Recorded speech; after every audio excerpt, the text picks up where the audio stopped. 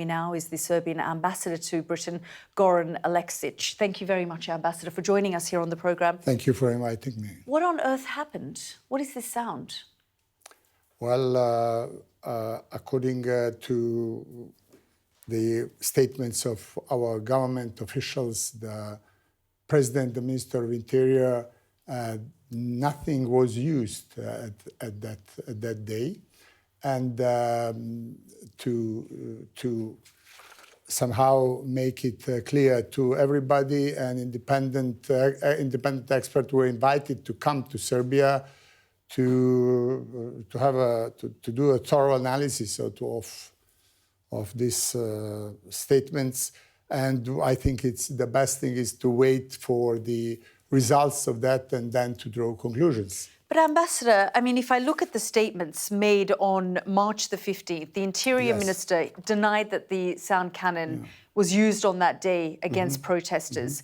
This was maintained by the President, who said denial of even owning this actual weapon.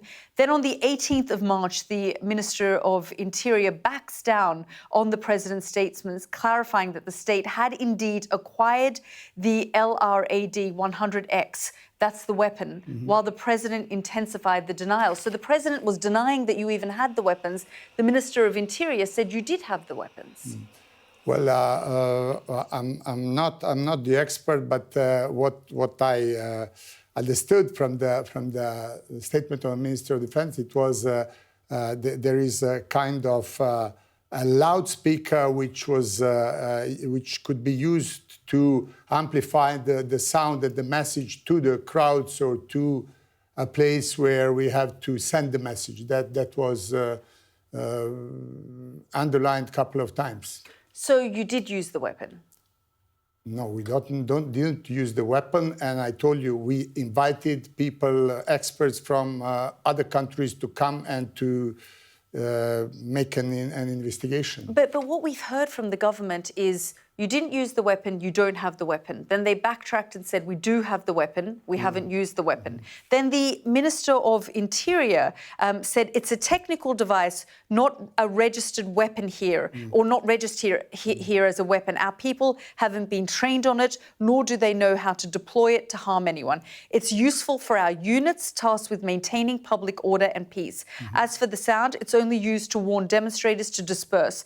But even that has never been used. Well, as I told you, I mean, exactly what I told you. I mean, he said that there is a device which could be used to send a signal of warning and so on. But all the state officials denied using anything at that day. I mean, you're continuing to maintain that, but we're seeing the government flip and flop over this, including the Minister of Interior. Well, I'm repeating, let's wait for the experts, which are not Serbians, they are international experts, and they will do the expertise. So would you admit that the Interior Minister is contradicting the President? Well, I don't do these statements. I mean, the statement that came from you was that Serbian authorities categorically deny the use of any sonic weapons or other military-grade devices, which you're continuing to maintain. Yes. But the Interior Minister isn't necessarily maintaining that. He's saying that Serbia does possess this device. Well, that you possess some device, it doesn't mean that you use the device. I'm repeating to you, let's see what will be the outcome of the foreign experts who will come. And why did the government deny that they had this weapon to begin with? Well, I don't know why the government denied. The government was very clear that the weapon, that nothing similar was used. They said that they didn't even own it or possess it. The President Vucic, said, if we use this weapon or if we had this weapon, I would not be president today against my own people. This was very clear statement from the President.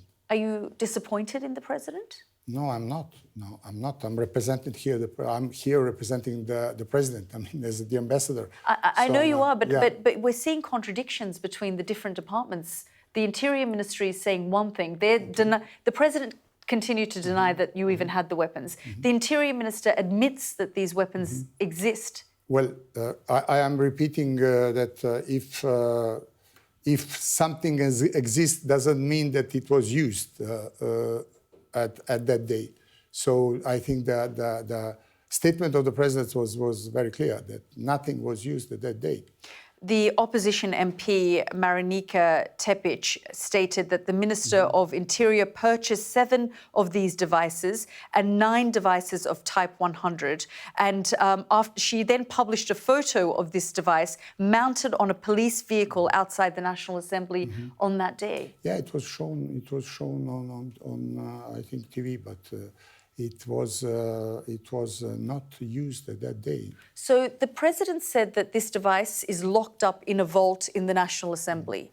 The opposition publishes pictures of it mounted on a police car. Which is it? Well, I'm not an expert, but I'm telling you what the government is stating and what the president is stating, and I'm repeating. If we will have patience to wait for the independent inquiry of international experts, I think then we could continue this discussion. But this is an illegal device. Well, no, because it is present in so many countries. I mean, if you know this it's prohibited under Serbian police law, the use of it. Well, it is a thing that how to say, was at that time was not used. So that's the fact of today. If we will wait for the independent experts to come to see what happened, then I repeat it, I'm repeating, then we could continue this discussion. But Ambassador, do you admit that the opposition saying that it was mounted on a police vehicle outside the National Assembly, you say that... Well, you know, opposition could say one thing, the other, I mean... You said that you saw images of it on the vehicle. On internet there are different images of different vehicles and with different devices. And I'm not an expert of that, neither are you. So I mean, let's wait. I mean, I'm just going based on what the government are flipping and flopping on this issue. Can you see why the Serbian people are so angry right now at the government? Well, the Serbian people are protesting, but we, how to tell you? I mean, we enjoy this kind of conflicting democracy. I spend like it exists in France, in other places. I spent half of my life watching protests in Belgrade. We have the tradition of protests. We have protests now for a couple of months, but thank God, I mean, they are peaceful and they are from both sides. The government restrained of using any force. So I think that the only solution will be a political solution, a consensus, and then to stabilize the things and continue to work in peace, because Serbia enjoyed in the last 10 years an incredible economic growth. We were in the last, in 2024, the fastest growing economy in the region, I think in Europe as well, 3.8%. And yet there are these demonstrations now. The demonstrations exist because of what happened on the 1st of November. I'm speaking about the results that we had in the last decade, and the growing and the well-being of people, and then all the new how to say it, developments in one country, especially in a country of tradition, they bring some contradictions. I mean, it is not only the Serbian case; it is a thing that other countries are addressing as well.